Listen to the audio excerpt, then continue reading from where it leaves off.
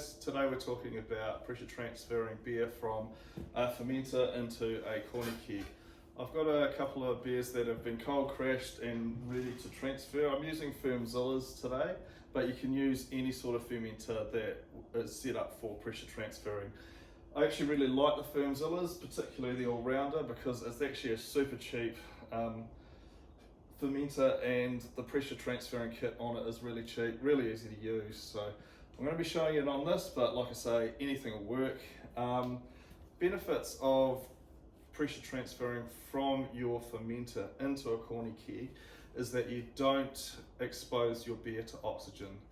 What can happen is if you expose your beer to too much oxygen during the transfer process, you can actually oxidize your beer. And what happens when a beer is oxidized, it goes a real muddy brown color, the aromas are all off and it tastes pretty yuck. So I'm going to show you a step-by-step process and we'll kick it into gear. Just looking at all the equipment that you need now to pressure transfer. A couple of beer outlet posts. This is to go from the fermenter onto the keg. I've got one set up here with John Guest fittings. It's really good because you can just pop off the end of it and clean it and sanitize it. Secondly, obviously you're going to need a CO2 bottle to pressurize the fermenter, and thirdly you're going to need some corny kegs. You will also need a spunding valve, and preferably with a pressure gauge attached to it. This is so you can start slowly releasing CO2 from the keg, which will allow your beer to flow from the fermenter into the keg. So first I am going to deal with the corny keg.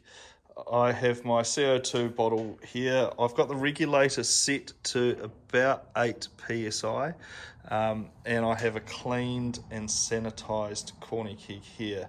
The first thing I'm going to do is attach the gas to the gas input, and that's going to fill the corny keg with CO2. CO2 is actually heavier than oxygen, so what's happening is the CO2 is moving down to the bottom and the oxygen is sitting on top. Next step in the process is to burp the keg so you've got only CO2 left. What happens is you push, the CO2 will push the oxygen out the top. So I'm going to do that a few times.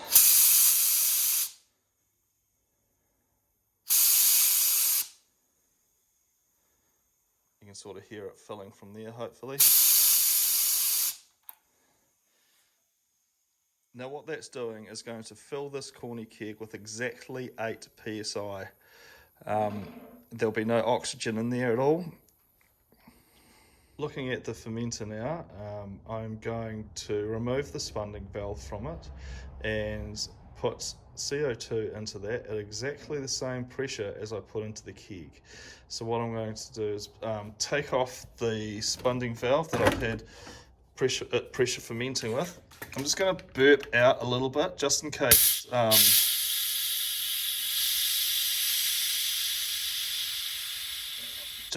it's way higher, and then I am going to attach my CO2 cylinder.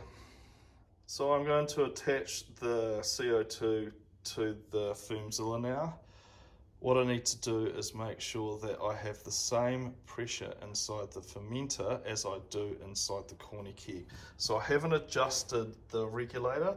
I'm just going to attach the CO2 to the gas port, and that's going to pump CO2 into the keg, making sure that it's exactly at 8 psi. So I've got both vessels sitting at exactly 8 psi, they're equal.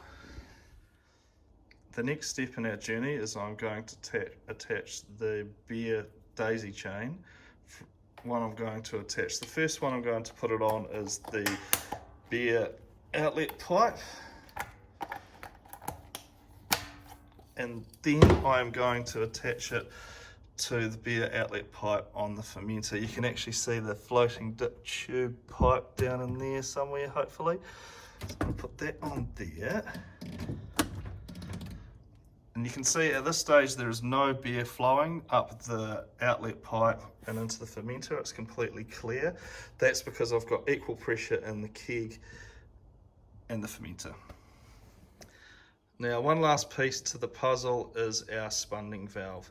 What this is going to do is slowly release the pressure from the keg, meaning the pressure in the keg is going to be lower than the pressure in the fermenter.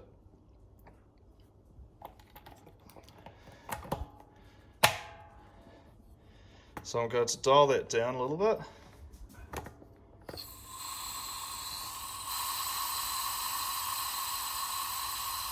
Now you can actually see the beer is starting to flow from the fermenter into the keg, and that will sit there hissing away. With the spunding valve, you can actually speed up or slow down the transfer.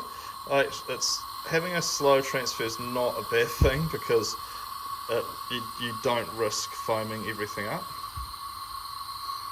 Now on these Feemzilla All Rounders, they have what they call a floating dip tube. You can see that there's just sitting below the surface of the beer, so it's taking the beer from the very top of the fermenter. I'll come back in a minute and I'll show you how to ascertain exactly how full your keg is. First option you've got, if you've got a clear fermenter, is to count how many litres it is actually sunk by. So you can see in this photo I have approximately 5 litres sitting inside the keg already. But again, this only works if you have a clear fermenter. I'll show you another option if you don't.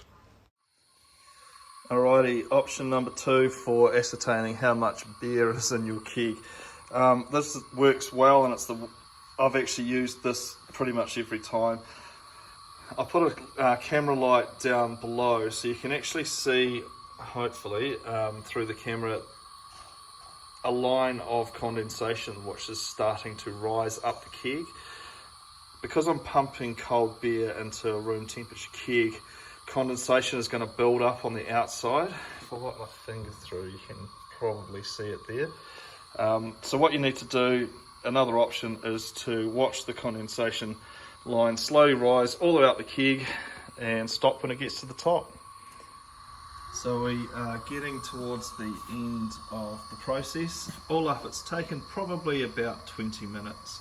I like to do it nice and slowly. There's no need to rush. Stops any accidents. You can see the condensation lines almost at the top. I'll probably wait till it comes all the way up to the top, which will leave just enough headspace between the beer and the body of CO2. Okay, so we're at the end of the process now. You can see that the CO2 is still coming out of the spunding valve. The condensation line's right at the top of the keg. How I'm going to stop the beer from pumping in from the fermenter to the keg? Real simple. Take off your 2 posts, and what we have here is a full keg of beer that has not had any oxygen exposure whatsoever. Thanks for watching my video on how to close transfer or pressure transfer from a fermenter to a keg. If you want to see more videos on how to brew and the fundamentals of brewing, make sure you like and subscribe to Brew Simple. Next video I'm actually going to do with this keg is show you how to force carbonate it in under 5 minutes. You can only do it with a pressure transferred keg because there is no oxygen in this. So follow for the next video. Cheers.